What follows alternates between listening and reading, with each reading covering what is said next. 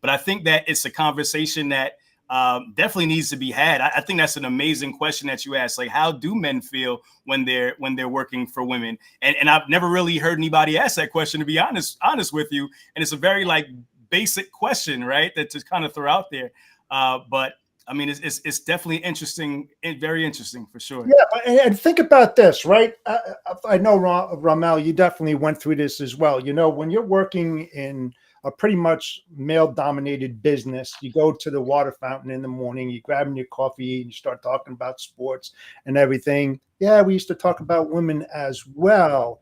But now when a male does the same thing and there's females and he's so used to the other side, right, of just BSing and having a good time and talk about first thing, he has to now think about, I'm in a different environment. This is a whole different culture where you feel that you would just blurt it out. Now you really have to step back and go, I can't say that. Right. I can't say that, you know? Right. And that's got to be difficult. That's why I'm saying, you know, in all kidding aside, you know, do they have a safe room for males? I mean, when they just, you know, they don't realize and they're getting themselves in real deep trouble.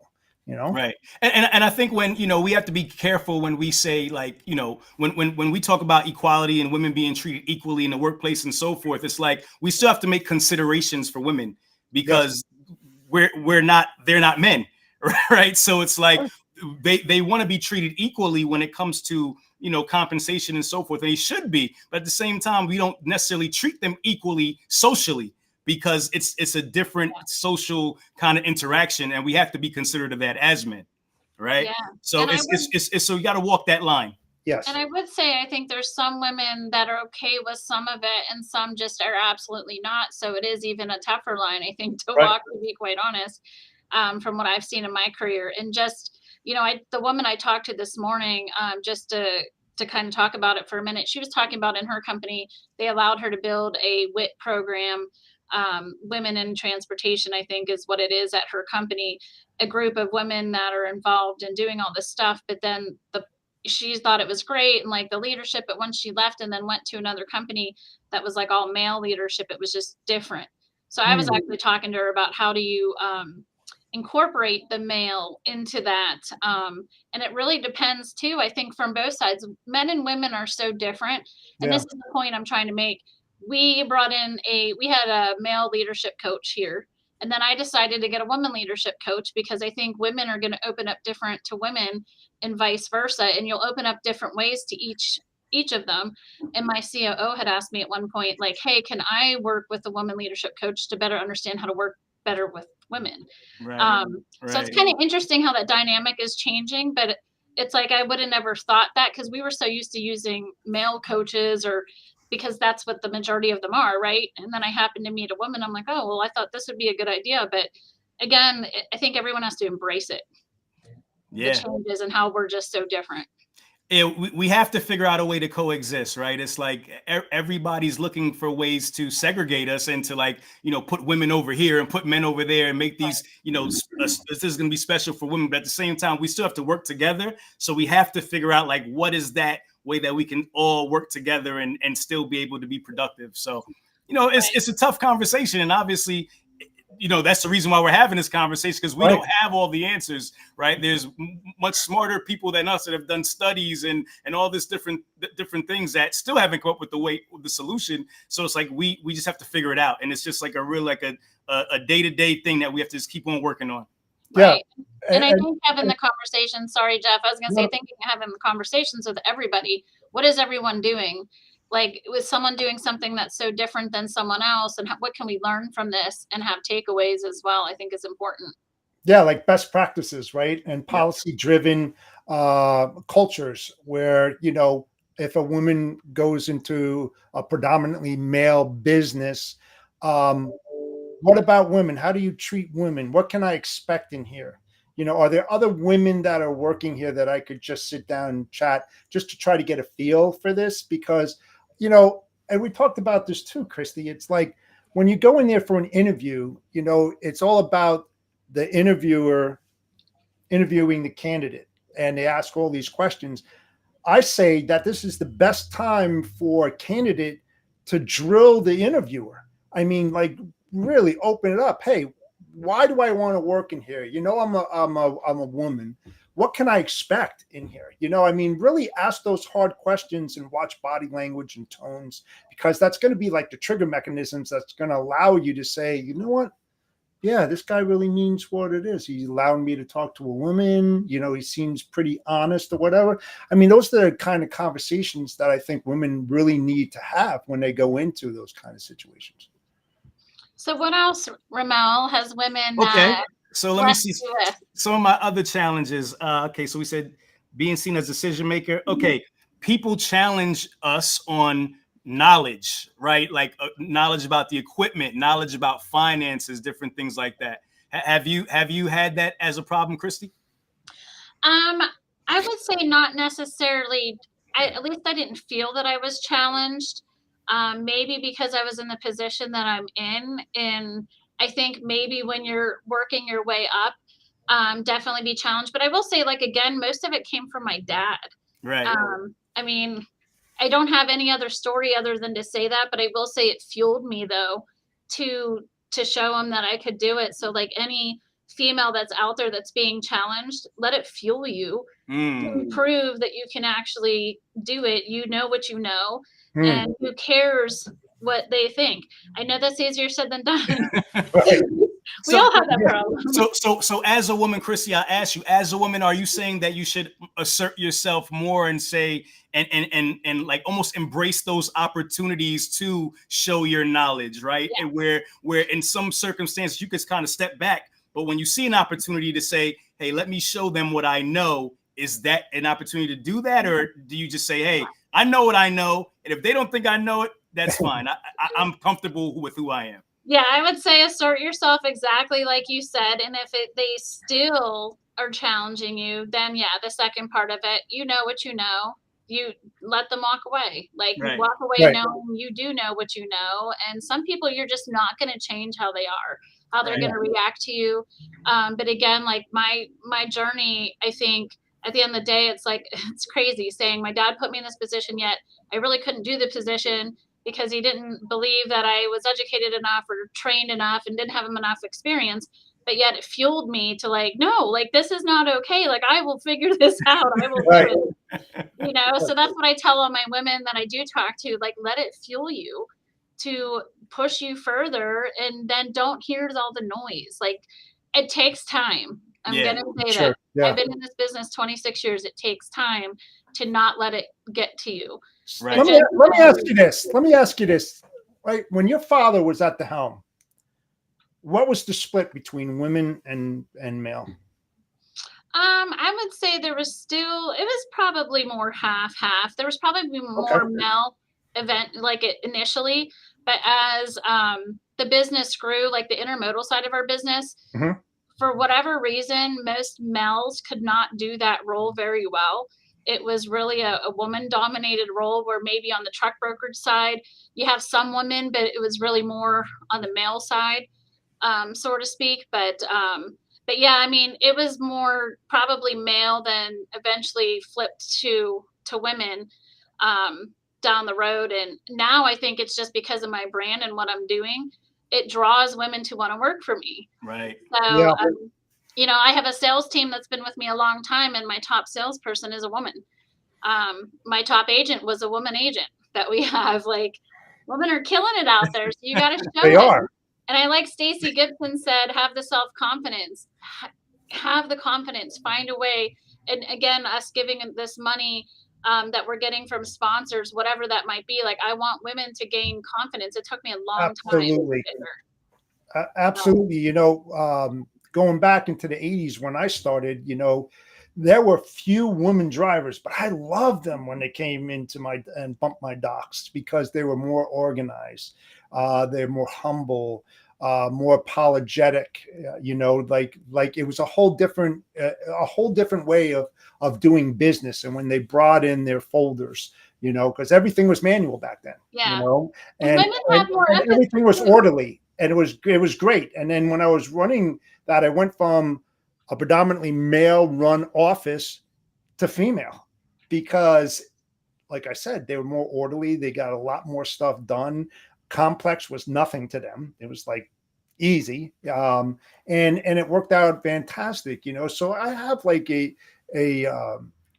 know, a really good memory of that, especially when I was promoting the women who are still in the business. And as you see them succeed and you know you had a part of that, there's no other better feeling than that, whether it's male or female. But to see somebody level up and go up there, it's fantastic. And then they take those practices and they share them and they move the peanut forward. It's unbelievable. But that's like what Rahmel was saying, you know, training and understanding and talking about these issues and all these different things that are coming up still since the Equal Pay Act, and I say it all the time, of 1963 and the Civil Rights Act of 1964. You know, we're talking 60 years ago, you know, and there's still differences.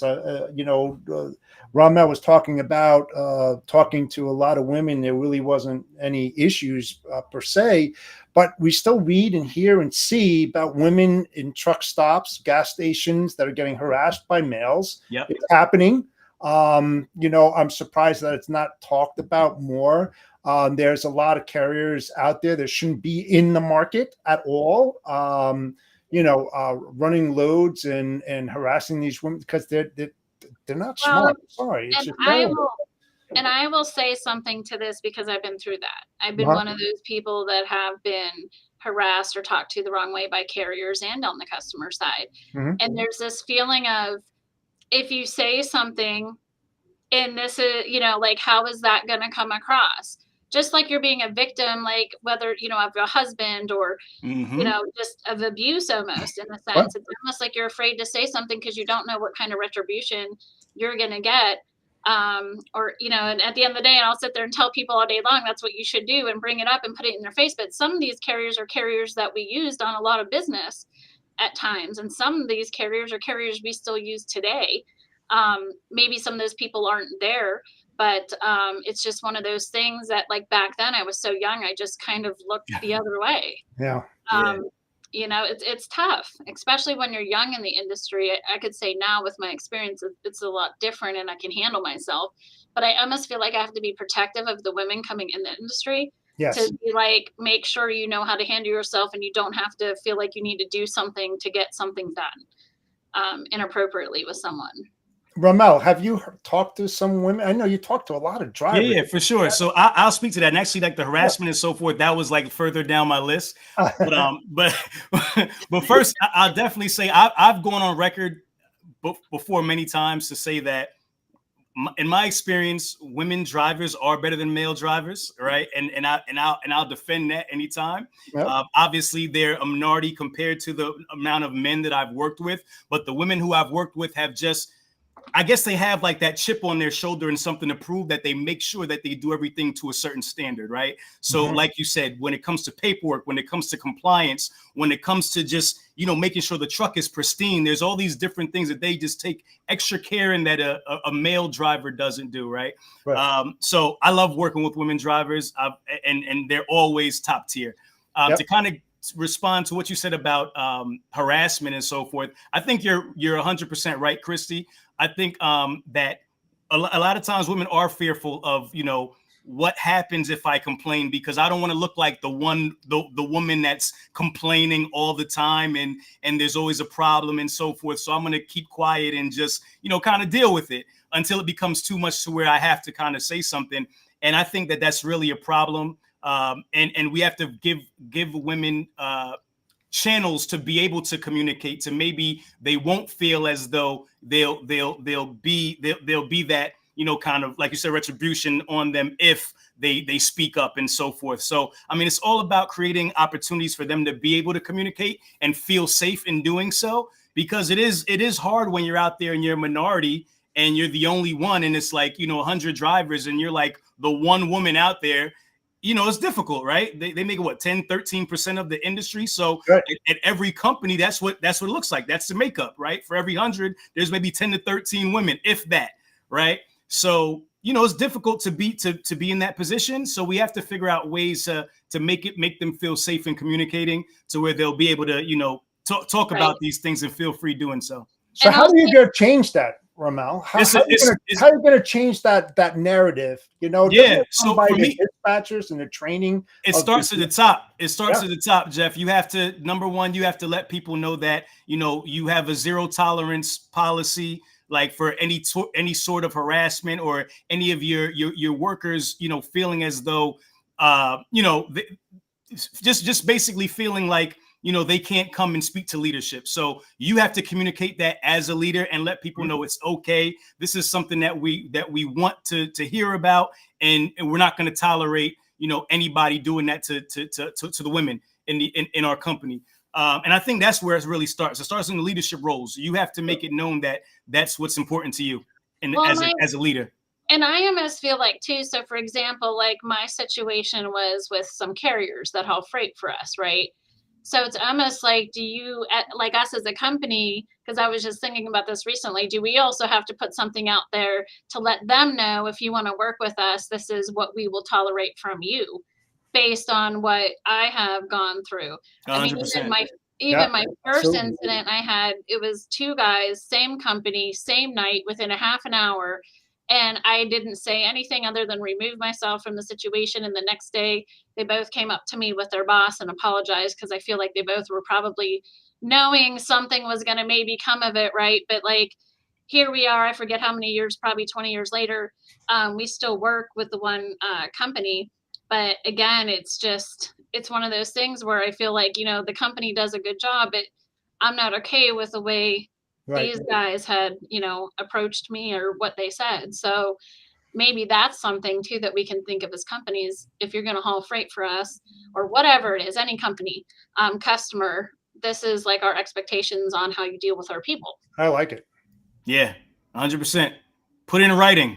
Yeah, right. Exactly. Put it in writing. Hey, man, just think about this. It is such a damn shame that you have to go and do this stuff. I mean, come on.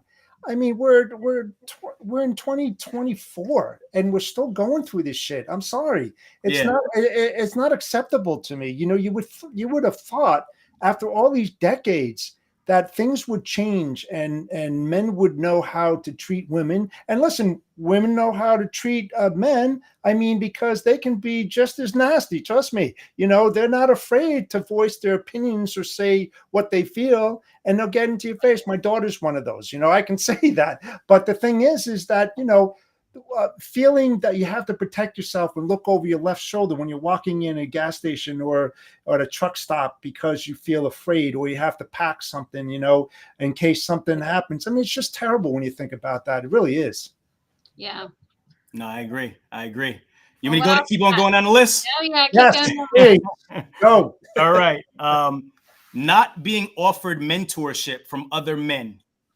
So in other words, hey, the more established, men in the industry, not, looking to mentor women where they would mentor another man, right? More easily. What do you think about that? Well, I think that should be like a best practices when you talk about the top down, and you have a guy that has 40 years and he's seen it all, to be a mentor and a coach. Talked about new drivers coming in and how to treat women, how to act when you go into, because listen, there's women logistics managers and supply chain managers that are running the show at these shippers. If you're a male and you go in there, learn how to act. You're talking about your brand, your image, your reputation it carries with you. Why not treat them as an equal?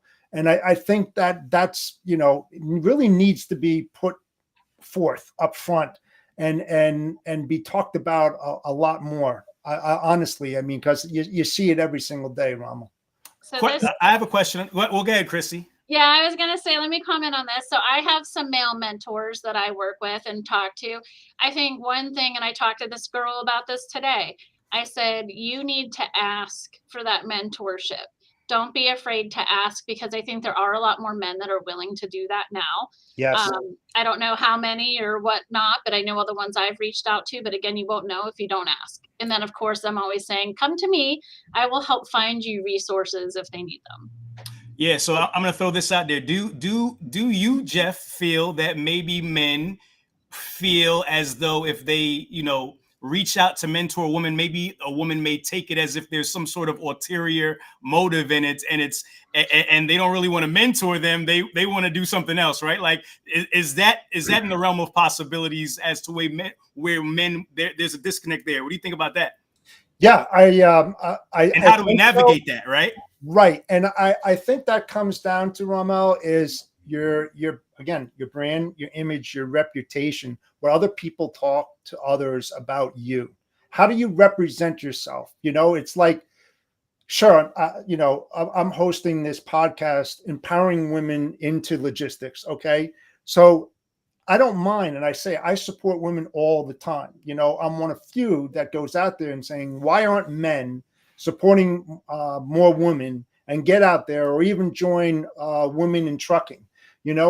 I think the novices that are out there that haven't been in the industry a long time, those are the kind of people that need that mentorship from, a guy or even a woman to say, hey, you're coming in here. This is the way that you represent the company. This is the way that you act and speak to people. And then you start learning that. It's all about training. And then as you get older in the industry, you don't have to worry about that. And now you've got the reputation of a good person that wants to help out another person that's having issues. But it's not that easy. You're right. It just doesn't happen like that. You yourself have to have mentors, disciplinarians, and coaches, that help you out to make things right. Yeah. And my take on that would be like, as a woman, you have to make sure you're careful how you represent yourself. Yep, that's a good one. You're working with that male, because the Me Too movement, I think men are also probably afraid to maybe because I don't want to be accused of something potentially if I work with them and they think something isn't appropriate. Maybe it's setting those boundaries up front and making sure, what the conversation is going to be. I've never had to do that, I think, in the situation that I'm in, but I could see exactly where that would be an issue, and you need to, because some men might be standoffish because of that. It's a good point. Yeah. Interesting stuff. Okay, I have another one here. So most common challenge I face is to receive equal work opportunities and equal contract rates as my male competitors, and also being respected for my experience and work industry knowledge. So equal work opportunities and contract rates, Chrissy, talk to that directly. How has that impacted you being a woman? So it's kind of interesting. I would say I don't know that it is impacted us in a negative way because we are women, or not that I have seen. One thing I talk about, us being a woman-owned company, we do have an opportunity through supplier diversity to obviously get, check the box. But again, it doesn't guarantee you anything. You still have to be competitive and be the right fit. So I don't know that it has affected my company in that way, other than I will say when I was younger and talking with some drivers or dispatchers back in the day, they wouldn't talk to me specifically because I was a woman. They wanted to talk to the manager, and I'm like, I am the manager.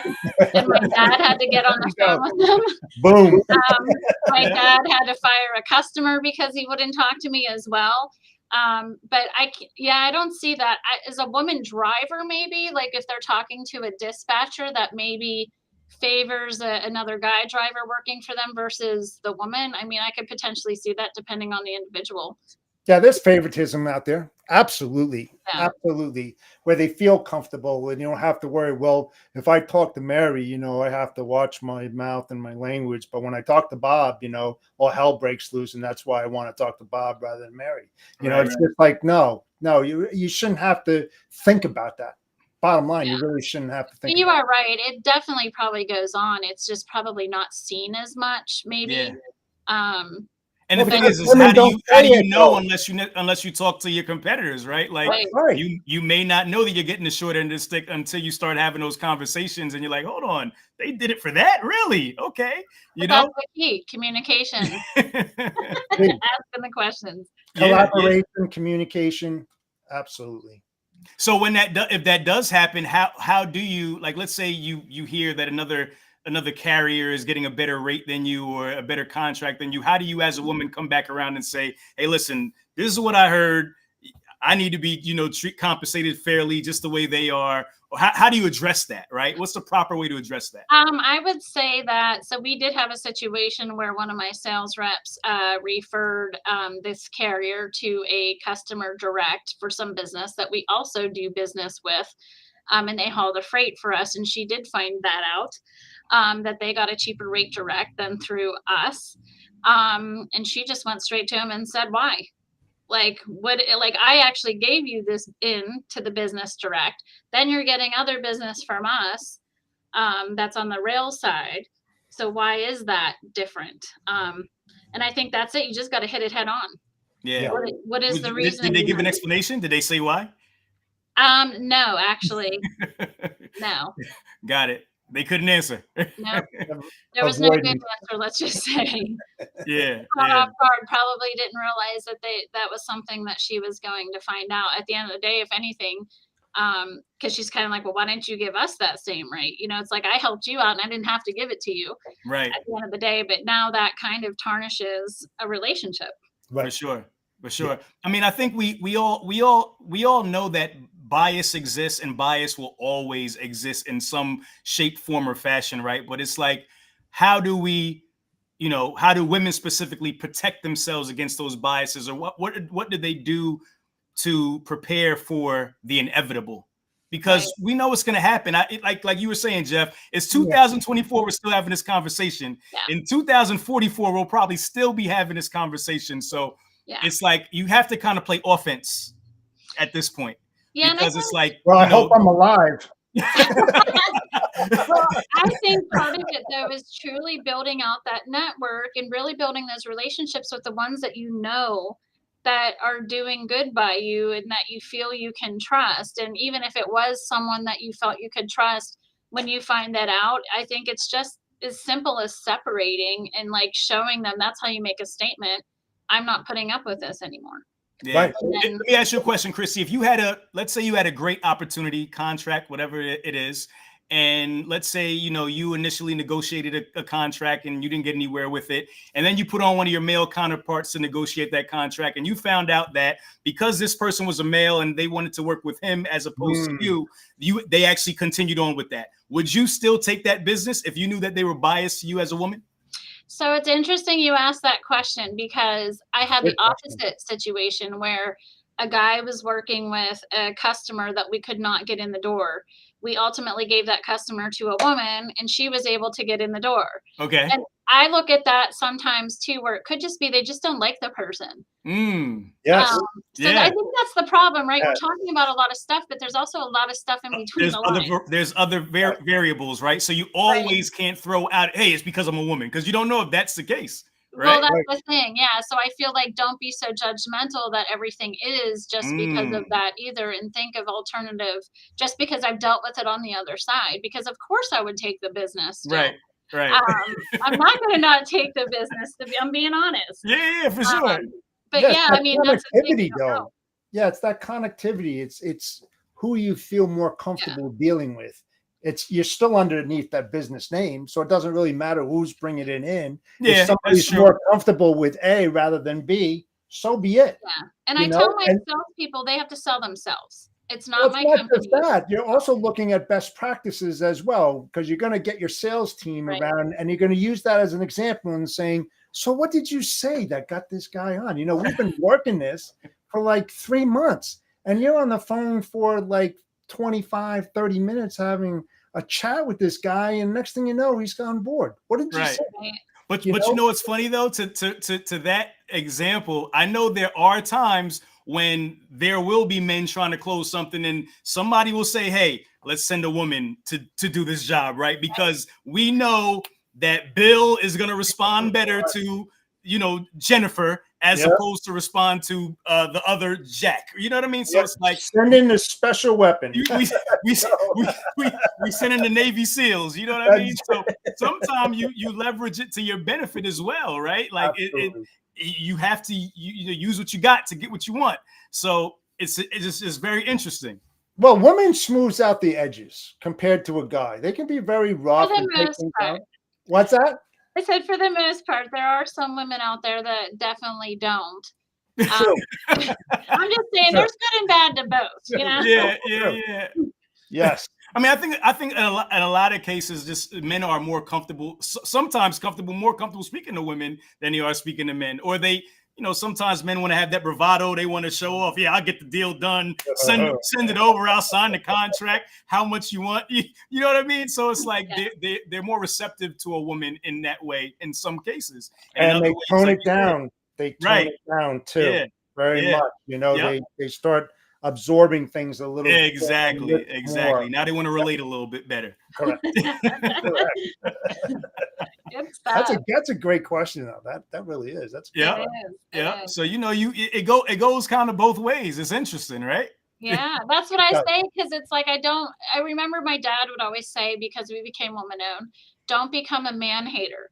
And I'm like, I'm not a man hater, Dad. I'm like, it was a way for me, like I thought we'd, be able to get maybe more revenue in the business, being woman owned and whatnot. But honestly, that's not really been the case, to be quite honest.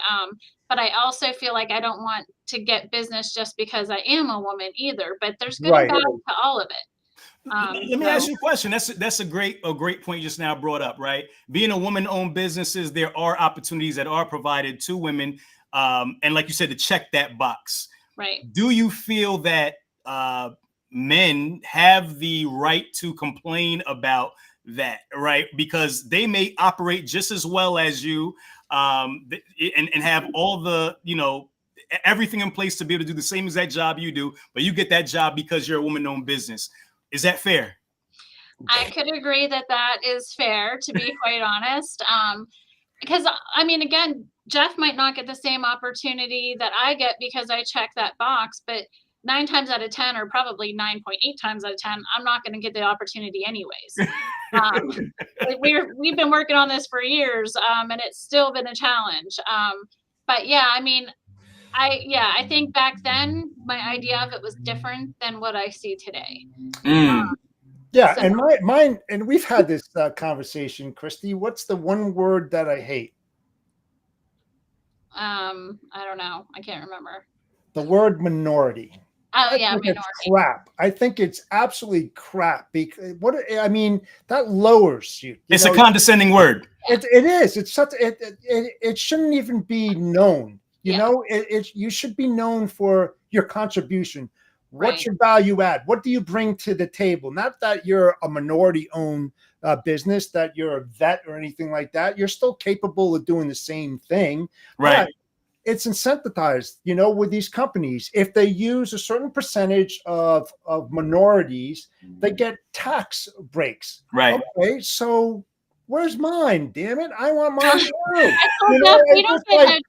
I mean, when you think about it, it's bullshit. I'm just frank. Yeah, well, it shouldn't have nothing to do with that. Seriously. And I'll say this, Jeff. I will say, like, obviously there is data that proves that women don't get as much funding and like all these different things. Right.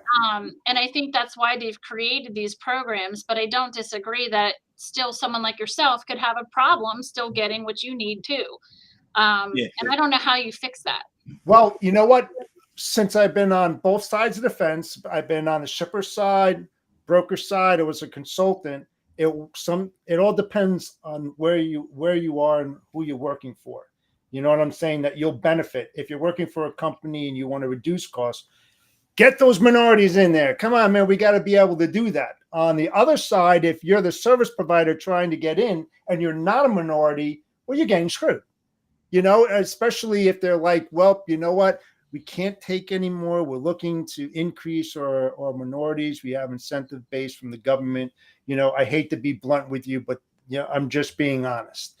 We have to get more women-owned business in here. Oh, okay. All right. Gotcha. Thanks. They say that, but I can tell you right now, I'm tracking this in our system because that's good. And we're tracking how well we're doing or not. And I can tell you we're not. And I don't necessarily think it's, maybe some of it's from a competitive standpoint, but I think there's so many companies out there now too that are some way, shape, or form minority, where it's like, sign up in our system, and if we have a need, we'll let you know. And it's Yeah. like, next one. Yeah, I mean, I think it's meant to level the playing field because, number one, I mean, we do know there is a disparity between opportunities, right, for what we call minorities and whatever the majority is, right? So it is meant to level the playing field, but I do believe that the best person should be picked for the job, whoever is the most qualified, right, ultimately. But the unfortunate thing is sometimes there are qualified people who are overlooked. Right. And that's where that comes into play, where you give opportunities to minorities, whether it's women, Black, Hispanic people, right, that may be overlooked for these opportunities because of that same exact reason. Right. So you have to, give them those opportunities, but they still have to be able to do the job. So I see it from both angles for sure. Oh, absolutely. And if you look at it too, Rahmel, that where you think you may be saving because you've got this incentive, maybe they can't do the job, so you're actually spending more. Yeah. But you don't know it. On the front side, yeah, this looks good, we're going to save whatever. On the back side, however, it's just like, we made a mistake, when you start doing that. So you got to be very careful. I mean, you ride a double-edged sword. It's like you really have to dig in. It's like a shipper prospecting their service providers. Can they do that? Can they support my needs? Are they in the right niche? Just like an owner of brokerage or a woman-owned business, when you go out to look for new prospects or clients, hopefully you're going to ask these questions to see if they fit in your wheelhouse. Do they have the right revenue? Do they have the right shipments? Do they have the right mix? A lot of people out there fail to ask those critical questions, which is going to either make it or break it, depending upon your ROI. And if you're really spending too much time on it, I think shippers should do that too. Whether you're woman, male, doesn't matter. Do your homework.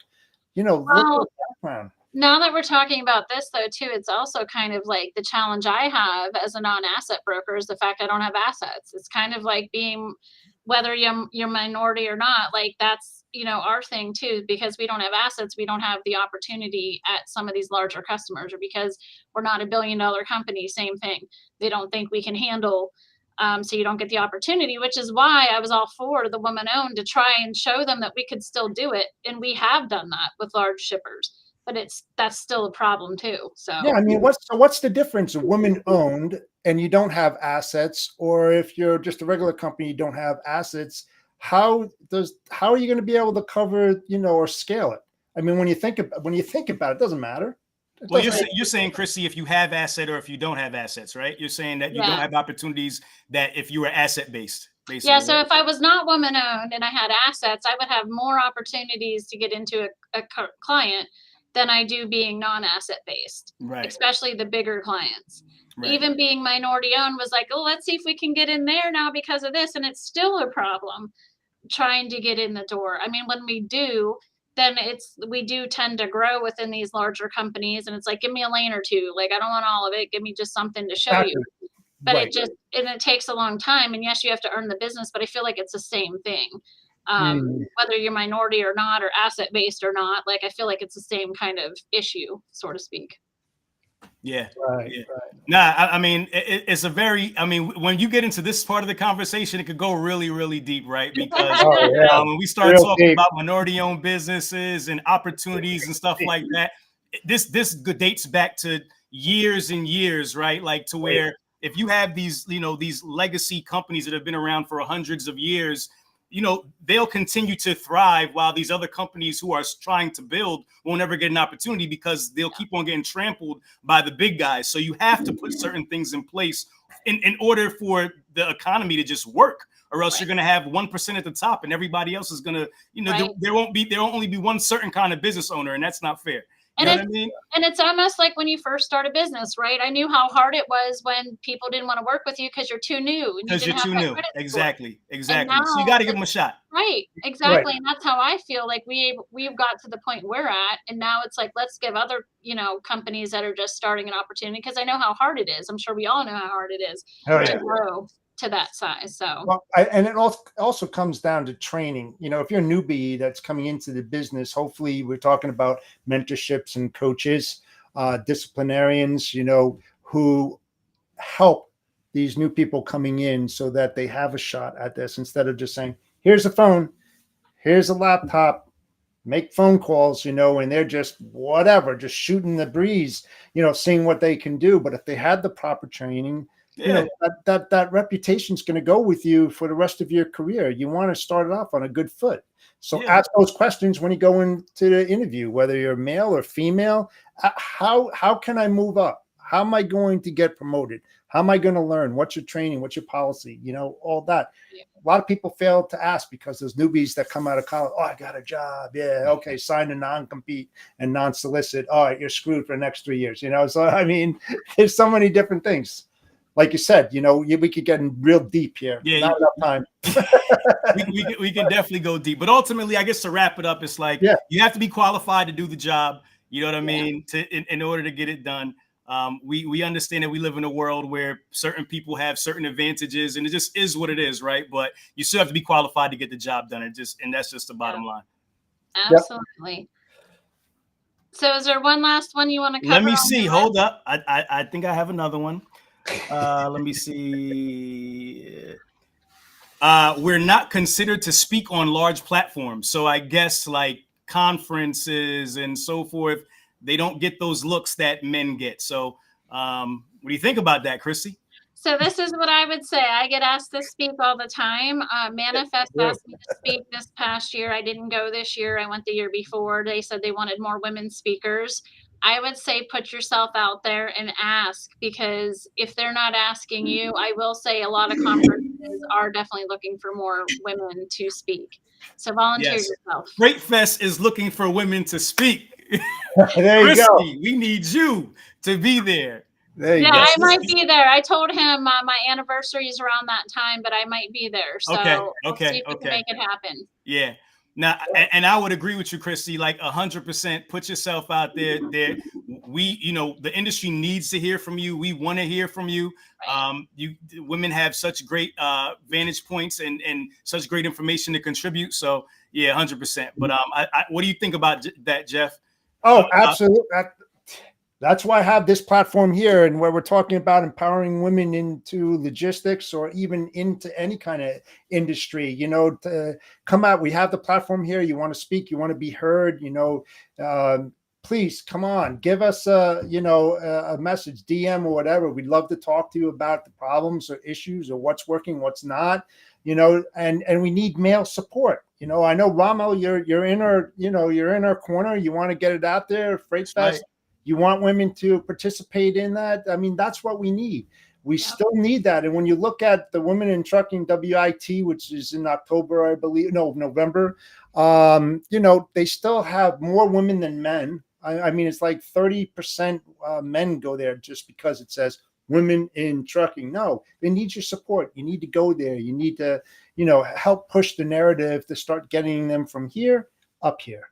And that's how we're going to do it. You gotta do it together. That's how you unite and you build equality, and we can get rid of this narrative. You know, even though it's 60-something years old right now. You know, just like I want to thank all the men though that are out there supporting this initiative. There's a lot that are doing it, and I wonder if that feels awkward for them at some point when you walk in a room and now you're the minority of the women. But I will say women appreciate it.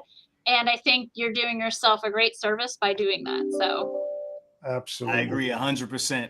I agree 100%. So, I appreciate you joining us and taking the time out of your busy day to join Christy and myself here. Would love to have you come back. For those who would like to reach out to you and learn more about Freight Fest, how can they do so? Yeah, Rahmel Wattley on LinkedIn. You could, connect with me there. And then we're all over the place. Truck and Hustle. Just Google us. YouTube, Instagram, LinkedIn, wherever. Any social media, you'll find us. And you'll find some of our interviews and content and so forth. And definitely Freight Fest, September 26th through the 29th, Houston, Texas. I hope to see everybody there. Awesome. All right. So thank you, everyone who is checking out our show today. We're on every single Monday at 2:30 p.m. Eastern Standard Time. We are live on LinkedIn, YouTube, and Facebook. Until next time, everybody have a great week. Thanks again, Rahmel, and we'll be talking to you soon. Thank you so much, guys. Take care. Thank you, Rahmel. All right. Thank you. See ya. See ya.